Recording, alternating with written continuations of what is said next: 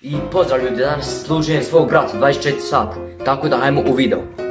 I ljudi, sad ću postaviti prvu zamku na vrata, vidjet ćete šta, a druga zamka je da sakrijem iza vrata i još ga tavom i možda ga unesvijesti.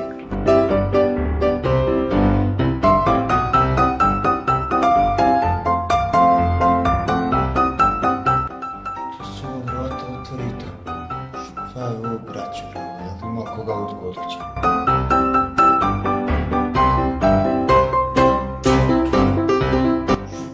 Ovo braćo, kako je ovo jasno? Šta je ovo? Jeldino? O Jeldino? Gdje si ti? Jeldin?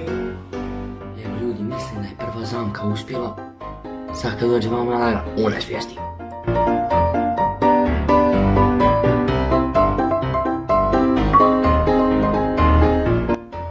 Oj mali, pa ti nisi nikako normalno, šta si me udario?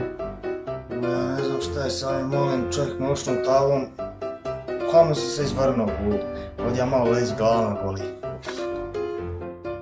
Ljudi, ali dok si ošao spavati, otkad sam ga ošao tavom, popio je 20 lakadola. Sad za kraj naš specijalni pripremki.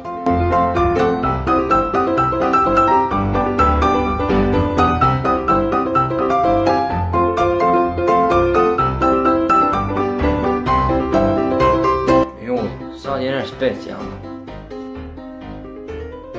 Brate, o brate, evo policija. Halo? Halo?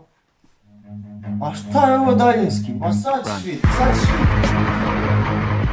Ljudi, pogubo sam jaknu, pobježe ja iz kuće, brat me traži vaš da me prikolje.